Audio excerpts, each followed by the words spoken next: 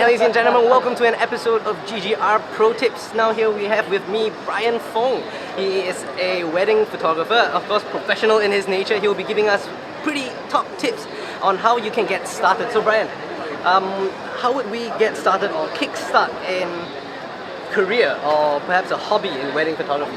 I think for wedding photography, you have to be very proficient in understanding the different cultures of wedding, and also you have to know very well your camera, your equipment, so that when you go out there to take moment shots, you don't fail.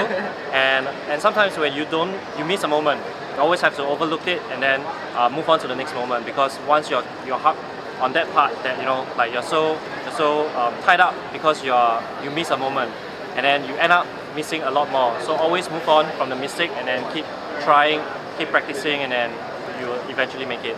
How about initially when just starting, I guess most people would come across a lot of stumbling blocks. How do we get past that? And how do you get past that when you started out?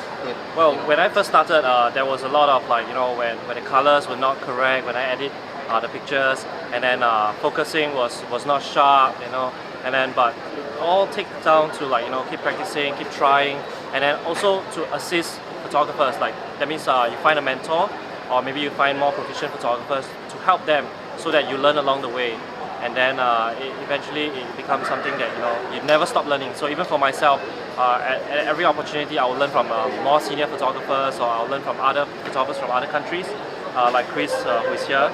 So you keep learning from different genres, and then eventually you will do something good out of it.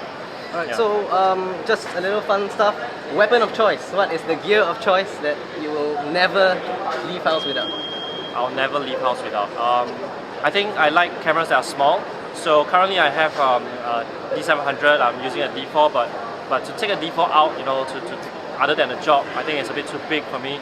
So if I have the new D750, I think I'll bring it out almost every day, put it in my bag. I can do video with it, where the D700 last time I couldn't do video with it, so now I can do video. I can do a lot more fun things with the new camera. Yeah. Okay, how about a little advice to what's one thing to watch out for? Maybe to be careful about when you're starting out to take photos.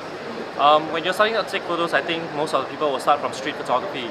So always respect the subject that you're photographing. If they insist that they don't want their pictures to be taken, do gladly step away, find another subject, or even apologize if you have to.